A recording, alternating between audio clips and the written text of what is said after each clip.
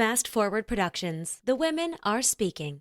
The clothes that mean so much to me and that I love wearing every day are the ones that have that good dirt. It's the stories behind our clothes. It's the memories. That's what make them so beautiful. And yes, they're not brand new and shiny and clean, but just those memories and the shared memories make them so awesome.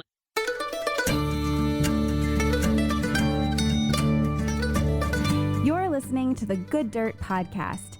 This is a place where we dig into the nitty-gritty of sustainable living through food, fashion, and lifestyle. And we're your hosts, Mary and Emma Kingsley, the mother and daughter founder team of Lady Farmer. We're sowing seeds of slow living through our community platform, events, and online marketplace. We started this podcast as a means to share the wealth of information and quality conversations that we're having in our world as we dream up and deliver ways for each of us to live into the new paradigm, one that is regenerative, balanced, and whole. We want to put the microphone in front of the voices that need to be heard the most right now, the farmers, the dreamers, the designers, and the doers. So come cultivate a better world with us. We're so glad you're here. Now, let's dig in.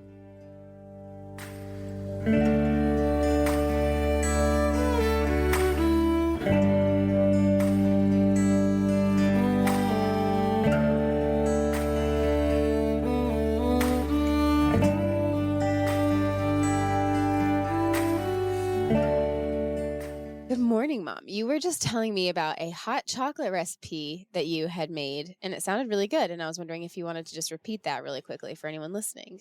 Okay, so it's actually another version of this real food hot chocolate that I've been making for a few years now and that I recently shared in a Slow Living Through the Seasons episode. This one, I actually ordered some dehydrated versions of the grass-fed butter and the MCT oil so that I could make a mix so that you didn't have to, heat the milk and get out the butter and all that stuff. So I ordered those ingredients, the grass-fed butter, the MCT oil. I have the cocoa. I have the powdered stevia. And I went and found some dehydrated milk, some real high quality organic. So whenever I want hot chocolate now, just heat up the water and put a couple of scoops of this stuff in there, stir it up, and I have hot chocolate in it. You're not messing with, heating the milk and all that. And I have enjoyed that so much. And it's got no sugar in it, but it's sweet because of a little bit of dried stevia. Yeah, and if you have good quality cocoa, you almost don't need a lot of sugar. You need a little bit, but a little bit. But it's so delicious, and you can like play around with the proportions, so you can make it really, really dark chocolatey if you want. I have some really good organic fermented cocoa powder that I ordered. You can find these things online. Yeah, we'll have to link to all the different stuff that you buy too. Yeah, and I was telling you earlier before we got on here that I think all these good fats are really helping me sleep this winter. I don't know. I'm not a doctor. This is not scientific. I'm just guessing. I'm just knowing that I feel like I'm sleeping really well, and I've been enjoying this beverage. Sounds so good. I really want some. Yeah, throughout this really, really cold spell we've been having, I've just really enjoyed it. And everybody loves hot chocolate, but I don't like drinking all that sugar of the typical mixes. Yeah, and I have a really hard time drinking. Cam just likes to make, he really likes hot chocolate just with water, just the Swiss Miss just with water, which sometimes that's the right thing at the right time. But I really have a hard time drinking the hot chocolate with just water. It's so watery. So in general, I kind of have to have it with milk anyways. And even then it's very, very sweet. So I love that this takes care of, as you said, heating up milk is a little inconvenient. So it's nice to have like the dehydrated milk and then maybe add a little bit of milk just to make it a little creamier. But now I want some. Yeah, I do have one of these little machines that you put a little bit of milk in it. It whips it up and heats it up. It's not a whole cup or anything. It's just like maybe a few tablespoons, and I'll top it off with that just for that extra creaminess. But anyway, it's been a delightful boost during this super cold weather, during which you have been in a cold house. You didn't have any heat for a while. 2 weeks. Luckily, it's over. The heat is fixed. But wow, oh my gosh. Nothing to make you appreciate modern amenities and such. We were okay because we had space heaters and we have a working fireplace, but it's the kind of thing where you're really okay only if you're just like right in front of one of those things. So it's hard to like move around, do much of anything. So yeah, I'm definitely excited to clean the whole house now. It's just been very stagnant for 2 weeks. Yeah, because you can't move around and do like little tasks because you're cold. Right. And like the only place to go is like to bed. Yeah, yes. Spent a lot of time in bed with the space heater. Yes. Well, not in bed with No, the the space space heater. heater outside the bed. That would not be good. No. But here we are, and there's a lot of really beautiful snow on the ground. So if you're anywhere in the US that had snow this week, many of us don't get snow too often, especially to this degree. So it's kind of fun. I hope you've also been able to be warm and safe. These temperatures are pretty crazy. But maybe you can just make some of this hot chocolate. And Happy New Year. There's been a few episodes since the start of the new year, but you and I we're just now kind of getting things together for 2024. We have lots of really exciting, fun things coming up that we're working on. I feel very creatively inspired and excited about things that we have going on that we're not quite ready to talk about yet, but Yeah, we have some changes coming up, so stay tuned. yeah, we will be talking about them soon. In the meantime, very excited to share this conversation with Tanya Dastyar and Carley Lake from Lucky Sweater. If you are a slow fashion enthusiast, if you know good quality and you like following fashionable people on Instagram that like to make their own clothes or do their own naturally dyed stuff, or they just have impeccable style and they shop at all these really amazing brands that you're also like, wow, I wish I could afford. Then you're just like me. Slow fashion can be really expensive, and we love to support small independent brands, but it's hard out there, especially because they're so awesome and cute and coveted pieces of clothing, and they don't make a lot of them. I'm talking about like Briar clogs and Rudy Jude utility pants and all of these pieces that if you follow any of these people, you know what I'm talking about. Even if you don't, like my mom doesn't know really what I'm talking about. You can appreciate it. If you haven't heard of it, Lucky Sweater has a product, which is an app, and they describe it as a community clothing swap in your pocket. It's the ultimate slow fashion, handmade, and vintage community trading space. So they're all about trading. They believe in more sharing and less buying, more hanging out and less feeling alone, and all of these values that Lucky Sweater's co-founders built around their partnership. So yeah. Yeah, Carly and Tanya, they both really care about community and sustainability. They care about building a great product, building a great company, and making a positive impact on the process. They want to help you say goodbye to buying new and hello to community-powered trading for pieces you'll love. This was such a fun conversation. It ended up feeling a lot more like reconnecting with old friends rather than doing an interview. So there's a lot of fun in here. And we talked not only about the joys of sharing over buying and how the app works, of course, but how they combined their past experiences and strengths to create a thriving business partnership, and the challenges of launching and sustaining a business that actually discourages buying, navigating social media and consumerism, and how moving to different cities has informed their sense of community. So we hope you'll stick around for this really fun conversation with these two creative and inspiring young women who are doing their part in shifting the paradigm. So here's Carley Lake and Tanya Dastyar, co-founders of Lucky Sweater. And don't forget to follow me on Lucky Sweater. It's in the show notes.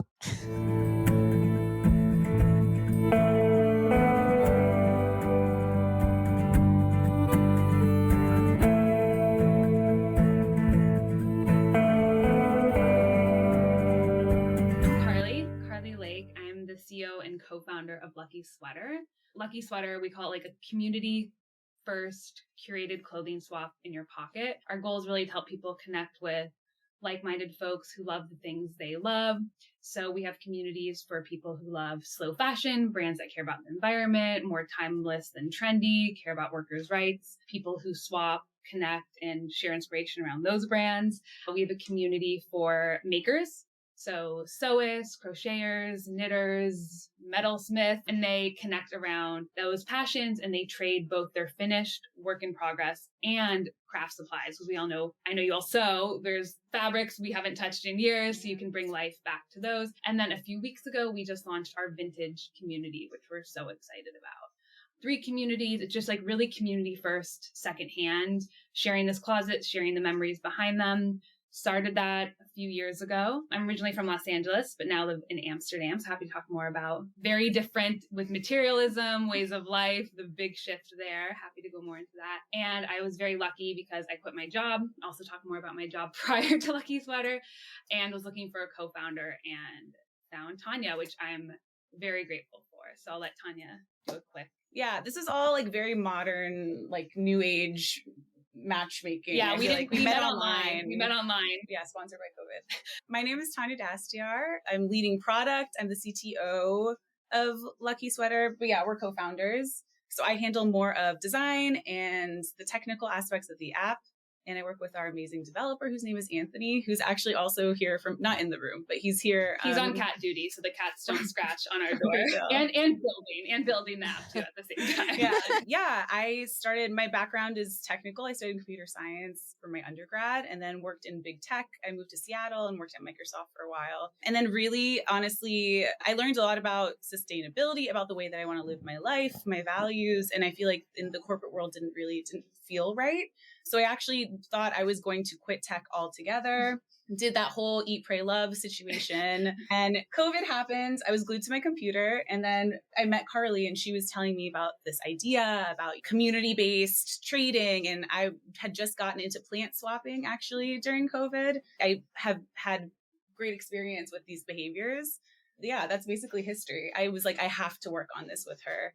And so, yeah, we just started off Carley had a prototype and we just worked together to build a real app eventually. And now we have users and yeah, it's just so much fun. It's a dream. That's so cool. Okay. So to clarify, backing up just a little bit, Lucky Sweater is an app. And within the app, you have those different communities you were mentioning. Yeah. Very cool. Because our thoughts are like, we're such diverse, multidimensional people. So, you could sew, but also love 1950s poodle skirts and also have children you want to trade clothes for. So our goal is really like, instead of going to Amazon or like a big box store to get your things, the first thing you say is, hey, does my community have this? And hopefully you're in a community who does, because they share your passions and interests and you go to them first and you support each other.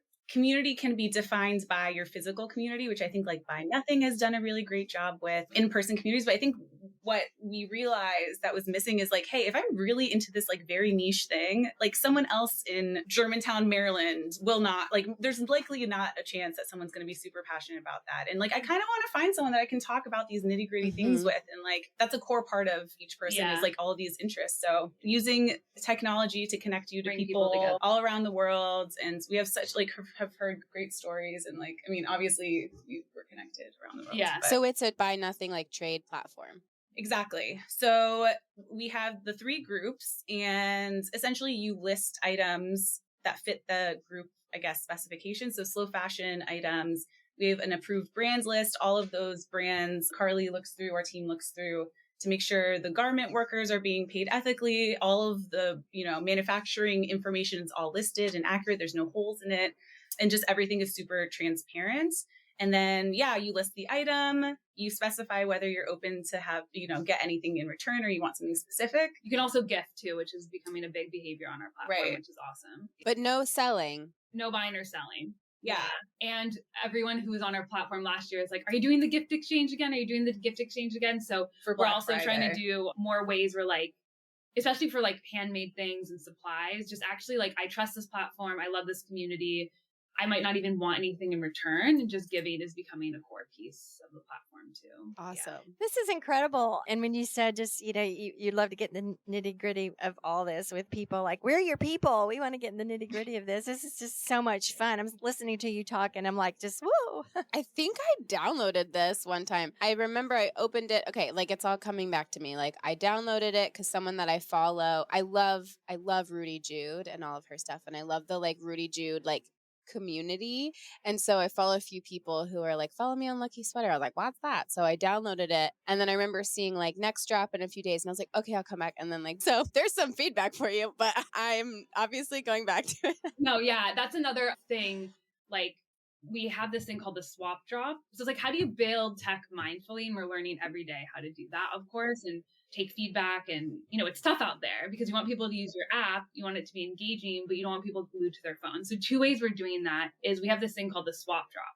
So you add items throughout the week, but no one can see them because we don't want people to be like FOMO. Oh my God, I'm going to miss this dress. All the items go live every Tuesday. New people come together. It's kind of like a virtual time to come together, a virtual clothing swap. But then we also heard feedback from teachers and people who, you know, can't just check their phone on Tuesdays. So the items are still live throughout the week in case you do miss the day, but it's a way to be more mindful. And then now that we have thousands of members, which is amazing, we feel so thankful. People are actually discovering, oh, a woman in my city also loves these brands. Oh, a person down my street. And it's really cool. So we're actually doing now in-person events and swaps. And what's really cool for us, because I'm in Amsterdam and wish I could go everywhere, our members are hosting them. Very cool. So there's one this weekend in Brooklyn. Katie, a member, is hosting. We help like subsidize, we help promote. We're there to support. But we've had Vancouver this summer, Seattle, DC. We're going to do an event in Amsterdam this week, Chicago. And then we also sponsor a bunch of swaps. We sponsored Philly FatCon, which had one of the largest plus size swaps. So we really want people to be on their phone when they can, but of course have that in-person experience too. But it's a double-edged, that's the thing. We're trying to be mindful, but also build a business. Yeah. So, but that's like our core. Yeah. It's like, how do you do that? Like, we're in capitalism, but we don't like it, but we also want to pay, we quit our jobs. So it's like, we're also trying to balance that too, right? Totally.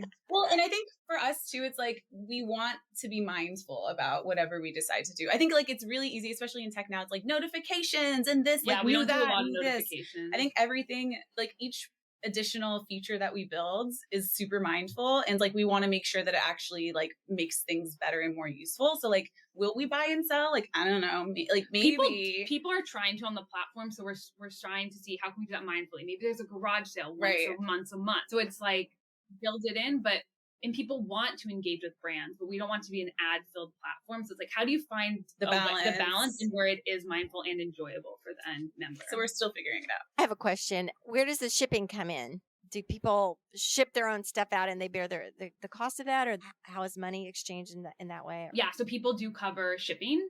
So you can use USPS, UPS, FedEx through the app. And right now people just pay for shipping in the app. And then we have a fee. It's called, well, it depends how we do this. We're looking at, what can launching possibly a fee per trade, which we think is pretty fair, just a small fee every time you do a trade. But right now it's just paying for shipping through the app, and we help you get labels and we do all that for you. But yeah, each person, you're responsible for sending out the item, and then you share that tracking number. But I mean, that's part of like the magic too, is like, then you get a package with this new item, and like, some people put little goodies in it. But yeah, it's been working. I mean, it works out really well. And I think it's interesting because some trust is definitely needed when you're sending an expensive item out to someone. But yeah, I mean, I think that's why it's so magical. It just works. Yeah. In the little bit that I've kind of dabbled. I'm trying to think if I've actually bought I guess I have bought a couple of things off like Poshmark, but I do follow some like buy, sell, trade of like Rudy Jude, and Doen is another brand that I love. And I'm trying to think who else, but it's crazy, especially in Facebook land. Because I mean, I see people, I think the people I'm following are like real, but there's so much about fake. People are like warning about like fakes and people buying up. Like, I think, when they do those sample sales in LA, people buy up all that stuff. And then like, it just seems like such a slippery slope, like the second resell market, that it's kind of antithetical to this world of slow fashion. And it's like really sad. And I feel like and I totally get what you're doing. Like, it makes, obviously buying and selling on the platform would be helpful at one point, but not having that is kind of creates space to build that trust and to have like an alternative way of like just sharing these clothes, which is really cool. Yeah, want the clothes. It's not like I'm trying to get a good deal. And we have community guidelines. So my background's trust and safety. So I'm a safety nerd. So like, I usually startups build community guidelines like once an issue occurs. I'm like, before we launch, we need to have our values and our community guidelines. And I'm like such a nerd about it. But one thing we say is no upselling. So we can't really prevent someone from getting a trade and then going on Poshmark. But we say like, hey, if we see that, and our members are amazing. We had this one actual happen. If they see that a person continues to like get an item and then really upsell it on Poshmark or another resale platform, you know, that's not part of our values. So we're trying to figure out ways to not be like, but like the members really help us make sure that behavior is not part of the app, and people aren't coming to our app to at the end of the day do that, which is hard, but we try to.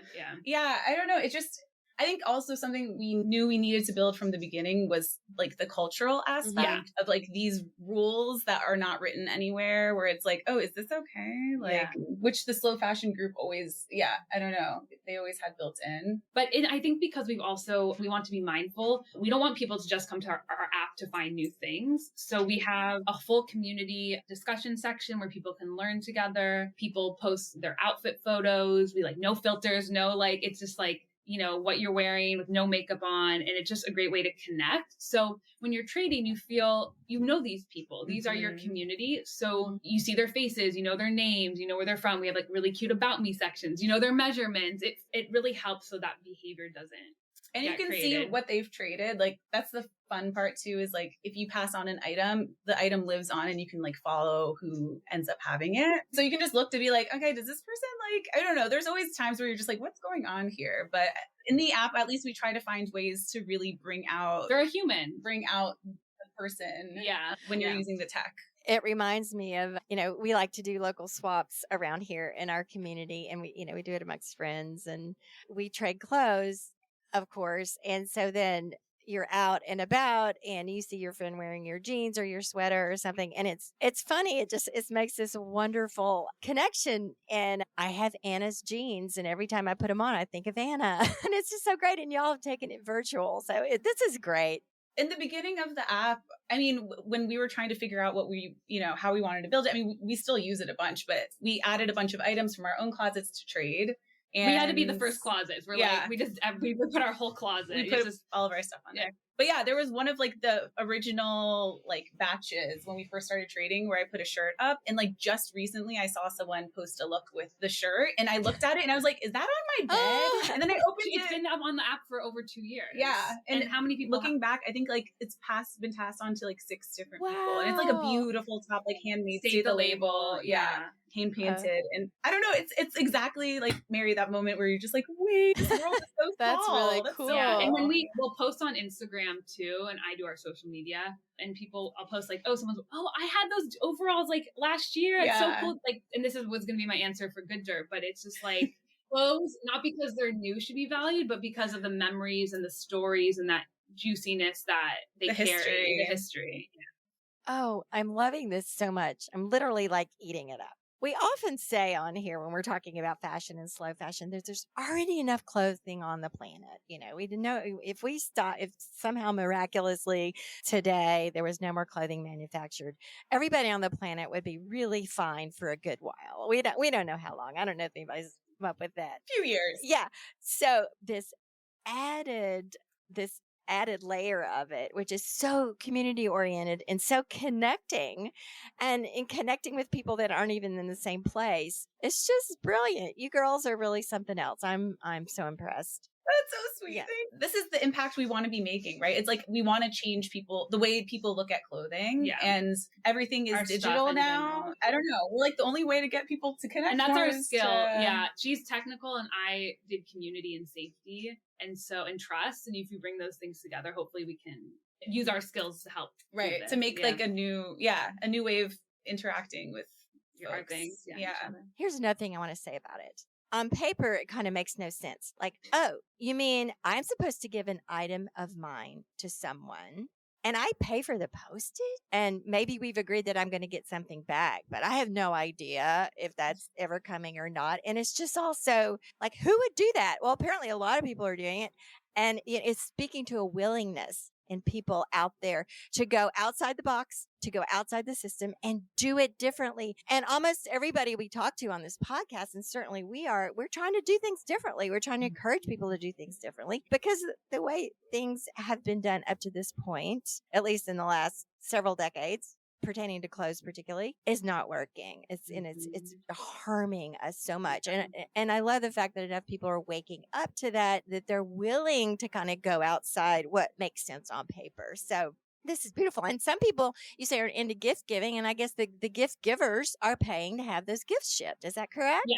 So we still need to build the full feature in, but yeah, the idea is that the person getting the gift will pay for shipping if it's one-sided.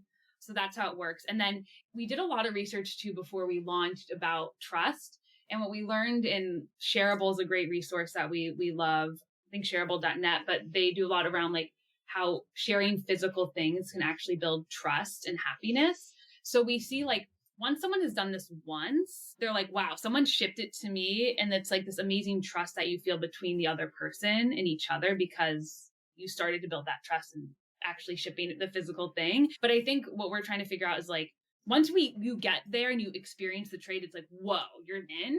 But it's like, how do we show that to more people? Mm-hmm. Because it is changing the behavior. So it's like, maybe do we do more in-person swaps? Do we make adding an item easier? You know, how do we make more sure groups, different groups, smaller groups, bigger groups? Yeah, we're just your friends, maybe. We know this behavior change is hard. So that's something we're trying to work on. I will say though that the really fun part, like the practical part, it's like, yeah, it's weird to like send someone, you're like, who is this person? Please, I hope this works out. But like the biggest thing we've heard is people are just so surprised by what they like the things that they actually trade for. They don't normally trade for things that they would purchase. They're taking more risks with trading. You can just relist it. That's been a really great outcome too. There's no risk. So we're seeing that people are like, you know, they're finding brands that they never even had heard of or styles that they'd never heard of, colors, all of it. Like things that Erica tried tie-dye pants for the first time. Yeah. And you're just like, whoa, it's fine. That's a really good point. So you are like, okay, you're going to send it. I'm going to send it. We're always here. Tanya and I will like answer if something happens. We do help people out. But it's also the fact that if you don't like the item, you can easily bring it back to the community and someone will trade for it. And it's a better thing because like it was passed on to more people. It's like a positive versus... Oh, yeah. What about if you feel like you don't have anything to trade with? That's one of our problems. So I think gifting is a great starting point. I think there's so many just really great people who just have things that they're like, you know what, like I don't need anything back for this. So that's usually our first piece of advice when someone joins the platform is to like check out the gifting section. We are starting to work with these brands people are obsessed with. We're going to start something with Briar clogs next year, like a fun clog 101. How do you take care of your clogs? So like in our discussion section, you can actually learn about all these amazing small batch brands that we do want to support. So maybe like you first buy an item or find it secondhand somewhere else. And that's totally okay. And then that can be your entry point into our trade world too. But gifting is a big way people can start. But that is why trading is so magical that we're like, how dare we even bring selling into it? Like you don't even need money. It's great. But like one of the key reasons why we want to bring in selling is because it helps you get in. Like how else are you supposed to start off with these items? So that's something that we're constantly thinking about. But I love the idea of partnering with the brands directly to like sample sales or like something like that. That's like kind of exclusive because then they can keep their stuff sort of in this trust place, and then you can offer this like really exclusive access. Yeah, because these brands, like I was showing Isabel from Briar this week, and I was like, these clogs have been worn by 4 different people in our community, and this is amazing. You know, they want to see their items get loved multiple times. Well, what better compliment, right? Being a maker and a small business owner to see people loving your items and like evangelize it. Like, look at this, it's amazing. Like that's such a cool thing. And I think Emma, to your point, like that's how we can keep the love. But they should be a part of it. And not have like the whole secondhand resell kind of, there's like a curse to the secondhand resell world, right? Where people are just making a bunch of, there's some ickiness. Wow. I like did not know I needed to have this conversation. Like, it's like a very specific like thing that I've like bugging me. Here we are. No, I mean, I seriously have like Poshmark really breaks my heart because it's, you know, it helps in so many ways, but also there's so many people using it. But I guess such is life. Yeah, I've had some good luck on there. And then other times I'm like, this is weird. I don't know. And people like reusing the picture, like take a new picture at least. I don't know. I would love Isabel to know that I have a iMessage text thread and an Instagram DM thread, both renamed clogs. Like friends that are obsessed with her clogs. We just like talk about clogs. Yeah, she's amazing. Yeah. And meeting these people who created these brands and are doing something different is so cool too. And having our members also get to know them. I mean, we all want to help each other at the end of the day, right? So funny story about that. I just remembered when I said that. The one on Instagram is called Clog Lovers. And one time my phone was like locked and like the thing popped up. My husband was holding my phone and he was like, Clog Lovers just texted you. I was like, yeah, that's so funny. Well, honestly, that's also what we want. Like, it would be so cool too. Like, we want to even get even nicher. So, like, you could join a community that's only about clogs. Yeah, you talk about clogs 24/7. You post photos of clogs. Isabel's in there. Oh my God! It's like Briar Clog Day, one swap drop. It's like, for me, I know this is bad, but I do love Crocs. I know they're made from plastic, and I'm trying to be better.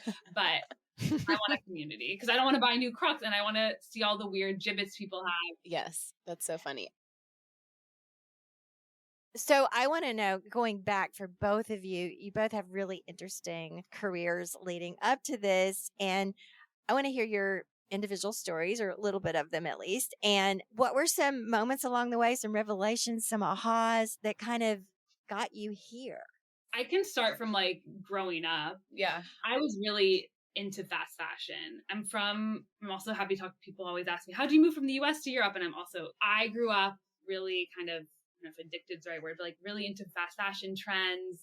LA could be a bubble or could be the most diverse city in the world, but I went from a public school to a very different type of private school, and things and materialism was like just ingrained in me and just trying to keep up. So I got really into that growing up. And then my dad, I remember I go, Dad, I want to go to Rodeo Drive. I'm literally 12 years old. And he's like, no. I'm from like the San Fernando Valley. He's like, we're not going to Beverly Hills to shop. And he's like, what about, my dad's from Los Angeles originally too. What about Melrose Avenue? And I was like, what is that? Ew. And I go, and I was like, this is the most magical place. It's all thrift stores. It was used clothing, Wasteland in particular, still there. And I was like, wow. And I just felt so much more me. I was connecting with people who just like love these old things. I started also sewing class that same year. And I was like, this cycle we have to keep up with. They can be beautiful. They can represent us. They can be creative. They can be from someone's grandma. That really was an aha moment for me that I'm so happy I got when I was in middle school. Then I think I got to break that cycle pretty early on. So I think that was a big aha moment for me. I also worked in advertising after university. So I sold things, particularly diapers, toilet cleaner, cars, and vodka and whiskey. So, and the whole necessities, toilet cleaner and whiskey. Yeah. So I was really learning, like, why do people buy Huggies over Pampers? Why do people drink Jim Beam over Jack Daniels? 2 products I don't use. Yeah. And I was like, wow, people are really identifying with brands, how they're connecting with others. Again, things can be this beautiful thing that represent who we are, but it can go too far. So that was another aha moment for me around like how we represent ourselves, how brands are becoming these huge things for better and for worse. So I think that was another aha. About my background, I went from advertising. I worked at Uber for over 6 years, ended up on the safety team, loved it, and really learned also the importance of safety and trust, and especially making sure the most vulnerable communities on technology feel safe, because we're not safe until everyone feels safe. So that was another aha moment for me when it came to building the importance of safety in community and trust with technology. So that was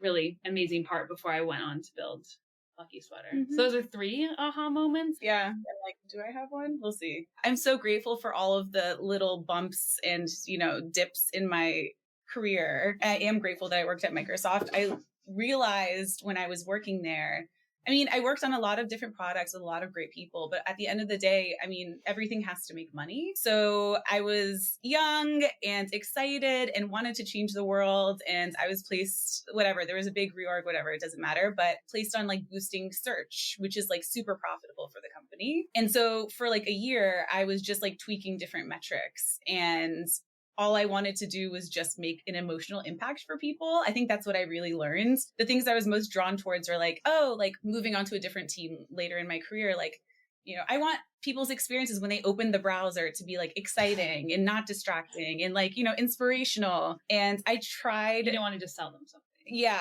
I didn't want to just sell them something, but I mean, that's business. You have to kind of do both. So I think I was pretty jaded and it didn't feel possible. That was also like the big rise of like Instagram. I traveled a lot all over the world, rich, poor people, everyone's scrolling. And I'm just, I couldn't handle it. I like really couldn't take it. So that was why I was like, I can't do this anymore. Like technology, we've gone too far. I went on vacation for a week. We also trying to do more vacation as a startup. I'm sure you know business owners. And she had to handle social media. And she was like, I can't do this. Literally. It's like, it's you've been off of it for so long. Every fiber of my being and how I got to this place is just trying to change that from being the normal for people. And so, yeah, when I met you, I was just like, wait, I can actually use this like anger and like spite to create something that's not scrolling on Instagram, that's connecting people in ways that are genuine. So yeah, lost some faith and then realized that I can do something about it. I love that so much. This conversation happens over and over again here on the podcast and also like in our community, talking a lot about, you know, how bad technology and social media is. And then also at the same time, like everything in the universe, like there's an equal and opposite like impact and how also good it can be. And so we actually just had a book club last night with Asia Suler, author of Mirrors in the Earth. Amazing book. You guys should read it. We also have an interview with her. And she said something that like is really going to stick with me. We were having this similar conversation and she was like, I like to think that after everything, like even though we can see how bad it is, also though the inherent like good in it and like that the good outweighs the bad. Like she's like, I just like choose to think that. Obviously we're on it too much. And she literally wrote this book about like connecting to nature. So like if she's saying that, I'm like, okay. And then like, yeah, your app, like, so also related, I have a light phone. I like got off my smartphone and I got the little light. Wait, do you know about this? You need that. I want to ask, I have so many questions. Yes, we can talk about this. It has GPS. It acts as a hotspot. So like if I like need to activate my smartphone, I can. That's incredible. Like emergency. But honestly, I haven't really like the maps work great. You could do podcasts and music on it. I mean, that's amazing. Yeah, but I do obviously, like you, I have an online business and I do need to like post things on Instagram sometimes. So I do, but I use my phone. It's like a work device. It's like a little computer and that's like fine for what it is. But I wanted to be able to like pull apart my safety and the things that I like need out of a cell phone, pull that apart from work. And so this is literally only like week 3. I'm just new, but oh wow. That's it though. I think it's when you're in control of how you use it, it's okay. It's great. But the way, I mean, each app on your phone, they have a bottom line and they're trying to make money and they want you on the app more. That's everyone's agenda. And you're not in control when that happens. So yeah, I mean, like that's such a great way of building, I mean, yeah, keeping the usefulness of these tools. Like I'm a big fan of Digital Minimalism by Cal Newport. You read that one as well, of just like finding the value in each of the tools that you're using and, you know, trying to maximize the good versus the negative. But yeah, it's difficult. You have to fight. Speaking of, how do you make money? So, and this will come out soon, but you know, we do want to have a trade fee, you know, that's something that will keep our business going. But our ultimate goal, and we've already launched this, is really a membership. We don't want you to trade 1 million items a month to keep us running. We want you to have mindful consumption. So our idea is like you pay a small fee every month to support us. And if you pay that fee, you get extra benefits like unlimited groups. You can see items from people you follow and items. We have this thing called your in search of list. So that dream items, you can see those a couple hours before the full swap drop launches. We're probably going to do some like events just for these members. Really this monthly, more sustainable growth is what we really want. And then if you join this community, you don't have to pay any fees per item. Like you just unlock it all. So right now there's an option to you don't even have to pay to trade. I mean, we started our company at a really special time where pre-seed companies were able to invest in the actual product. Like you can focus on building a great experience first and you don't have to charge balance that with monetizing right away. So yeah, we took advantage of that time. We're no longer in that time anymore. We need to make money, but at least now we know what's working for our users so we can align it with what they actually care about instead of battling, like, you know, like I was saying with other apps. I don't know. We're still working on it and we need to build a sustainable business and we're trying to figure out how. Yeah. And we take a lot of feedback in from our members, our users. So we listen to them. What do they want? And what do they want to see? And then where do brands play a role? So not just filling your feed with ads, but maybe there's, like you said, an exclusive sample sale, or we talked with one designer, they always have extra items. So how could they bring that to the platform and keep it in circulation? So we're also seeing how brands could also help us too. So exciting. I wanted to circle back to something you were saying, Tanya, in your description of how you were traveling all over the world and seeing the effects of technology and sort of internalizing, the negative aspects of it and having all these feelings. That really resonates with me because here I am, I'm in my 60s. I can look back and like how much has changed over my lifetime, which is a flash in a pan, to going way back when things really started escalating. I'd say, I don't know, industrial revolution, maybe before that. I don't know. It's a real thing to, I don't want to use the word fight those feelings because that, then that sets up like all kinds of tension in the body and everything. But to recognize that and be able to transform it as we all are doing in our businesses or trying to do it, transform it into an accessible message, giving people things to think about, just helping people think about things in a different way. Like we were talking about a little bit ago, you don't want to play ain't it awful, if you know what I mean? Like, oh, look how terrible things are. And, we're all just going to, whatever. But to walk with people through these experiences of just trying on different ways of doing things and just see what it feels like and see how it works. For me, that's a healthy way for me to transform these feelings of, negativity and fear. And, I really don't want to get in the place of judging other people's decisions because people they do the best they can. And lots of times the decisions people make about things they consume or the way they live is just because they don't know the facts. They don't know the impact of what they're doing. They don't have the information to do it differently. But, I live on a little farm. I admit I kind of live in my own little bubble. I, sort of surrounded by nature and I can go days at a time without going anywhere. And then I do get out there and I have to admit, like I see people walking around so mindlessly with the big single-use coffee things and tossing things away. And then you go somewhere on an airplane and you see the gigantic wastefulness and just, traveling. So all that is just to say, when we talk to people on here a lot that are trying to do things a different way and show people, shine a light on different ideas, it's just so exciting and so thrilling and healing for me at a person of my age that could look around Grumpy old and feel very boomer. negative. Yeah, really helps me not to be that grumpy old lady. It really does. So thank you all very much. Well, I mean, it's really just steps at a time, right? I mean, the same way that we're building our product, which is iterating and trying things and trying to move forward. It's like, that's the way to move everything forward and how to stay positive and, being empowered to move forward versus fighting, like you were saying, like pushing back. And so true. And just under the way we're operating on a large scale now, more and more people are realizing what's not working and that we need to make changes. It doesn't do any good to approach it as like these people are doing things wrong. They're making bad decisions. That doesn't work. We try to flip it and frame it in a way that encourages people to take those small steps. And we are changing the paradigm. And we're small, you're small, but small steps become big strides. And Asia Suler, the author that we talked to last night in our book club that wrote Mirrors in the Earth, she has a whole section on the power of being small. Oh, wow. Yeah. And it's just really, really inspiring. Anyway, that's just all to say that our distress over the things we see is actually fuel and inspiration for us to make it an accessible message and inspiration for people to move forward and get us going in a better direction. Definitely. Yeah.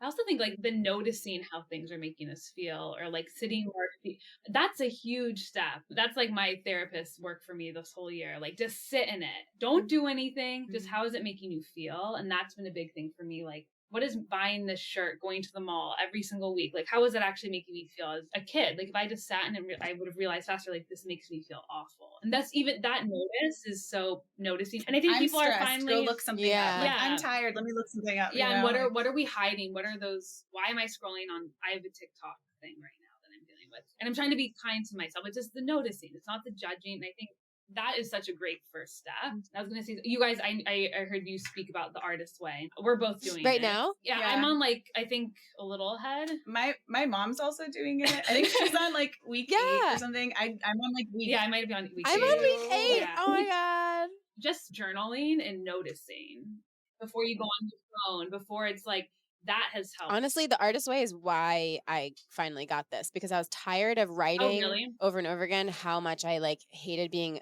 I mean, maybe I'm just being defensive and in denial. I don't actually think I'm addicted to the smartphone, but I am like super reliant on, I don't like being so reliant on it. I think that's the real word. Like, I don't like feeling like it has more power than me, which maybe that is addiction. I was tired of writing about it. I was like, I'm just gonna get a phone. And like, in one sense, I was fighting it for so long because I was like, well, I can just have more power than it and I can just like not use it as much or whatever. But then I did a lot of reading about how, like, I mean, you guys know, you both worked in tech, like they're literally programmed to tap into our biology. And so the energy of like fighting that biological impulse is like so exhausting. So why not just like opt out? You can't, It's made for you to lose, basically, right? Like that's how you they're have to put those things designing it. One thing we did in our first, like you do these things called like product market fit surveys in tech. What's basic? What's your favorite part of the app? How can we improve it? If it was gone tomorrow, would you be disappointed, very disappointed? Anyway, those are the basic questions. But we added the question at the end, like, how do you feel after using this? Like, that doesn't make you any money. Like, that's not like... That's not the classic thing you're supposed to ask for. But like, do you feel anxious? Do you feel sad? We use some something I found that was like by a psychologist. I didn't make it up, but that was really important for us. And even if it's just noticing and allowing the person to be like, wait, even for not just our knowledge, but having the user, the person sit there and be like, do I actually feel good after using this, was important. I love that you're tapping into the practice of noticing how something makes you feel. That is so huge. It gets into so much, because actually, you know, and I've said this before and it's out there, you know, your life is made up of all these small moments, like, you know, beads on a necklace or something. And if you can notice how you're feeling in each one of those moments, like, learn how to shift it. Your necklace of beads will be beads of all good feeling, and that eventually can stretch out and be your life. However, you don't cultivate that practice of noticing and trying to address what is making you uncomfortable. That's when we start doing all kinds of things like, you know, crazy consumer habits or eating habits, or because you're trying to address a feeling and you don't even know the source of it. Don't even know what it is. And lots of times we think we want something. It's really a feeling we're going after. It's not the thing. Mm-hmm. And there's other ways you can get that feeling. This has so much to do with our consumer culture, and the marketing out there is made to have us feeling lack, have us feeling off, so that we want to buy things to try to correct this. And what you girls are saying about the social media, I guess what I would call like a mantra that goes in my head when I realize I'm scrolling mindlessly. And I say to myself, or the voice comes up, there is nothing here for me right now. Wow. That's amazing. That's amazing. TikTok is going to have a... Yeah, bye. Nothing on me. They're going out of business. And that's when I can put it down. And sometimes you are looking for something specific on there. Or, you need to make a post, or you want to answer a DM. There's lots of reasons to be on there. But when, you start that mindless thing and then the recognition comes up, there's nothing here for me right now. I can leave this. And if I don't, and I ignore it, and you guys can probably attest to this as well, I start noticing a physical feeling. It's somewhere in the pit of my stomach, and it kind of but at least you're noticing it. I think everybody's experiencing that, and people don't notice that. That's true. That's what I'm saying. Like, all you have to do to notice it, all you listeners out there, you think, oh, I don't notice it. Just intend to notice it, and you will. You will. It's just intentions. It's just consciousness, just like everything else. It's intentionality is all it is. Next time you're on, if this is an issue for you, maybe not. Maybe you're happy with your social media habits, and that's great. But if it's niggling you that something's off, next time you're on there, say, I'm going to notice how I feel, and I'm going to notice what I'm feeling in my body. In your body, exactly. I will add to just Carly, kind of in defense of you. I also love TikTok. I think TikTok is so much more creative and interesting and funny than Instagram. I think it's great. I also have had times where I'm on here too much just because it's so easy to stay on there so long. But I will say from personal experience. So first of all, in defense of you, I think TikTok is great. Okay. In defense of you, the reading deprivation week of Artist Way, we always take that in the group that we do. We're always that includes social media. So we do that. And I didn't miss TikTok at all, which was interesting because I love TikTok the most, but I didn't even notice it was gone. That was also kind of the beginning of my okay, I really need to get a dumb phone. And now that I feel I'm kind of regulated with my dumb phone and I really only go on my iPhone for work, I have gone on TikTok a couple of times, but it feels super, again, I'm going to intentionally watch 30 minutes of TikTok the way I would turn on Selling Sunset or a trash TV show that's it changes everything. It's though. intentional. Yeah. It's this is my TikTok time. You're not sneaking it in when you're stressed or when you're anxious. I'm you can choose a TV show, some TikTok. Yeah, I would go on it. I would go on it when I was avoiding something. That was a noticing moment for me too. Why am I doing this? But it's entertaining. And then I wasn't enjoying it when I was doing it that way. But if it was intentional, and then you end up watching the whole TikTok instead of being what's next? What's next? I'm over it. I think that's the power of having control over it. You're running it. It's not running you. I'm starting to create TikToks now more for myself and for us slowly.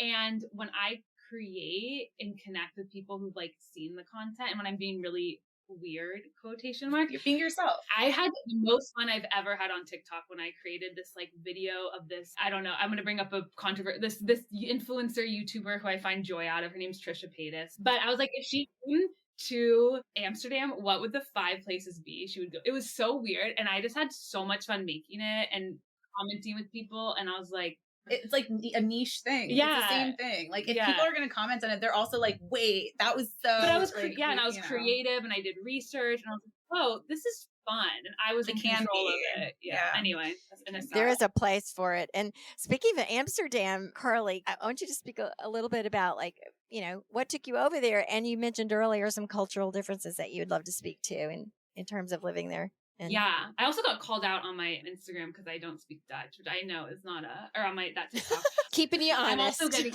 keeping me honest. So I met my boyfriend in San Francisco, and he had the opportunity to help the Uber EMEA office is here, and he had the opportunity to help oversee one of the teams here, train them for a year. He came out, I visited, but no point was going to move. And then he's I love it here. What do you think? And I was you know what? I've been at Uber 6 years. San Francisco was great. When will I ever live in Europe? Again, this was before COVID was a thing. It was December 2019. I moved March 2020. So it was not the greatest timing to leave family and stuff. Yeah, that's what brought me out here. It was a personal decision, but I truly am so grateful because I think it kind of almost forced me I had this idea for Lucky Sweater. I had a sustainable fashion blog that helped me really dive deeper into this world. So I had this idea and I just wasn't quitting. And I think it kind of forced me to just take the leap in the company too. But yeah, fully personal. And people are oh my God, you left San Francisco, the hub of it all, tech-wise, Silicon Valley, to build an app. And yes, I think it was harder to find a co-founder. A lot of stuff had to be remote. But then I went to found Tanya, obviously. And also I'm learning about this whole new type of place where people, you've seen this, they open their curtains. It's a protest, to show people are how so they're open, living, humble. There's just a lot more a lot more equality here. Community is a big thing. I know my neighbors actually. It feels really a privilege to build technology here where it's not the center. There's such diversity and community here too. Yeah. Not to say San Francisco doesn't have diversity, but it's everyone has its pros and cons. It's so tech heavy. It's nice to kind of be out of that actually in some regards. But you build things that are different. Yeah, that's true. I feel too, is because we're not I was in Seattle, now I'm in DC. There's not really, it's not a huge startup hub. So I think pros it and helps cons, the app. Yeah. How did you end up in DC, Tanya? I mean, COVID, honestly. I was in Seattle for probably 5 years or so. And then I did my Eat, Pray, Love stuff. And then My boyfriend was still in Seattle. And then we decided we wanted to travel together and just like start somewhere new and fresh. And then COVID happened. And we did month to month in DC because I just wanted to know what it would be like to live near my family because I hadn't been around them in a while. And then we got stuck there. You guys have both spoken to it a little bit over the course of the interview, but I wonder if you can each tell us what slow living means to you. Yeah. It's just being intentional and connecting with every moment you have. I think Mary brought up a really good point. It's like, you can't just choose the good moments. I think it's just being open to all of it and going through the ups and downs and being as mindful as possible. Yeah. It's all the thing, like, it's like the food we eat, the way we consume. But I think when this conversation is going, I was going to say something similar around like being present. And I really have always been more on the anxious side where I'm like, what's going to happen next? What's the future? We have our runway for our company. Like, when do we have to raise more money? What, I can get in those spirals. But I think for me personally, it's really being in the present. How am I feeling? What's making me feel good? And a lot of that time, it's like sitting with my cats. And it's just like the quote unquote slow living things we kind of think about. Like choosing to be present. Yeah. With whatever that is. Yeah. And that's made me realize like things that you're doing to slow down, being with my cats, not eating while I'm watching reality TV shows and like enjoying, like, I do. I still will watch reality TV shows, but I'm present with them, and I am really got to be there every fight and understand who broke into whose house and who's going to jail. I need to be present for that before I'd be on in the background. But now I am. If I'm watching it, I know all their names. I know who is on Ozempic and who's not on Ozempic. Yeah, that's great. I will say, I've just been like poking around your app while we've been talking. And when you go to a product, there's like a little snail at the top. Oh yeah, so the snail is for slow fashion. The yarn is for me made. And then the little dress is vintage. So I love the snail. I just wanted to tell you that too. Awesome. Like slow. I know, right? It's so cute. So, ladies, we'd love to hear each of you speak to what does the good dirt mean to you? Yes. So I was like, how can we answer this as a clothing company? But I think for us, it's really what we both have learned through our lives. When I was discovering thrift is like the clothes that mean so much to me and that I love wearing every day are the ones that have that good dirt. When I actually moved to the Netherlands, I didn't know this until I started noticing.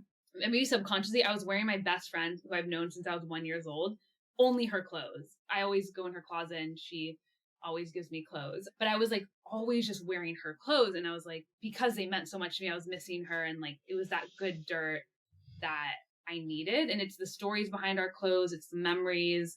That's what make them so beautiful. And yes, they're not brand new and shiny and clean, but just those memories and the shared memories make them so awesome. Like you said, Anne's pants or your shirt. Yeah. That is good dirt. Forever. Yeah. That is good dirt. Oh, smelling wonderful. each other. Yeah. Smelling our smells on each other.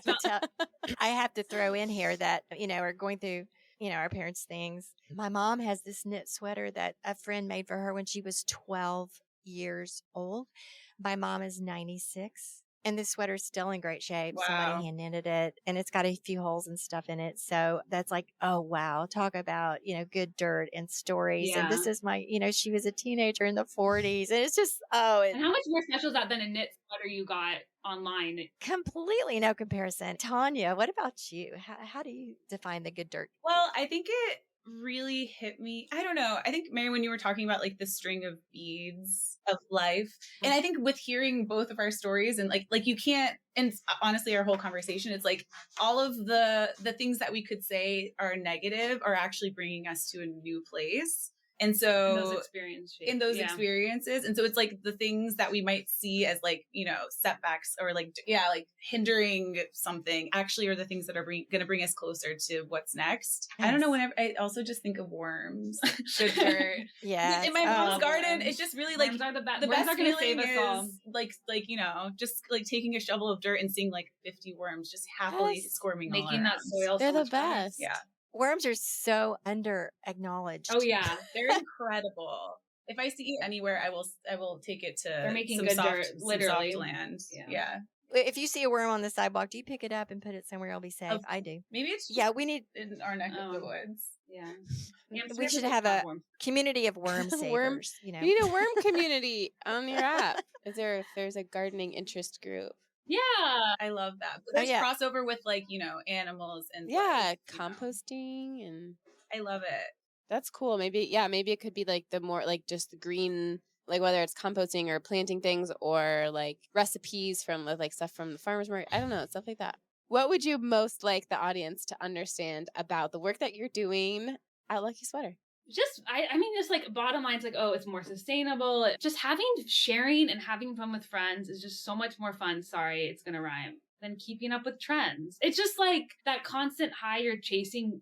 You get a high for a second and it goes down, but like this joy, this connecting, sharing our things, reloving our things, it's just so much more fun too. And I think it's fun. It's joy. I mean, that's what keeps me excited and just, I don't know. We want people to have fun. We're going to make mistakes. We just want people to have fun and enjoy. I don't know. Yeah. No, I mean, truly, like, yeah, we're trying to build something that will help all of us. Like, I think we have a shared need. Yeah, we have similar things that we're looking for in this modern day and age. And I think like we truly want to build something that works for all types of people and helps people connect with others that care about the same things. And so, like, come on in the app, like, let us know what works. Let us know what you want. That's how a lot of the things that we build, I mean, it comes from people saying like, hey, I want to vintage, I want to swap with like people in my neighborhood. Like, okay, we'll build that. Right. So yeah, we're just trying to build something different. And yeah. So and also I think another thing from like a tech woman, I don't know, anyone empowerment type of role, like I quit my job and that was a privilege that had some savings, but like, I didn't know how to code. I'm like a proponent of this. Like I didn't know anything about coding, even if you're not technology savvy. If you have an idea, just go for it. Mm-hmm. Make mistakes. You'll find a community. Just try it. If I didn't just try something, I wouldn't have gotten here. Take that small step, notice, and you'll figure it out. I'll be here. Email me. I'll try to help you. That's awesome.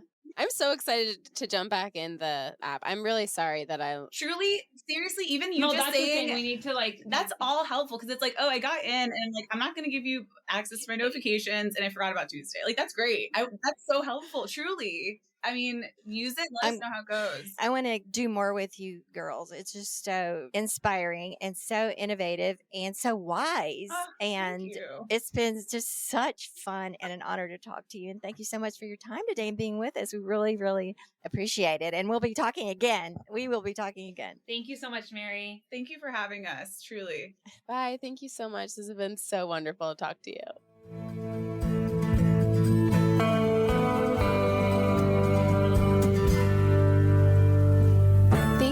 For tuning in, calling in, and spreading the good dirt. We love hearing from you. You can reach our listener voicemail at 443-459-1950. That's 443-459-1950. You can find this number in our show notes and in our Instagram profile. This show is produced by Lady Farmer, a slow living lifestyle community, and the original music is composed and performed by John Kingsley. For more from Lady Farmer, follow us on Instagram at WeAreLadyFarmer. That's WeAreLadyFarmer. Or join us online at www.ladyfarmer.com. We'll see you next time on The Good Dirt. Goodbye.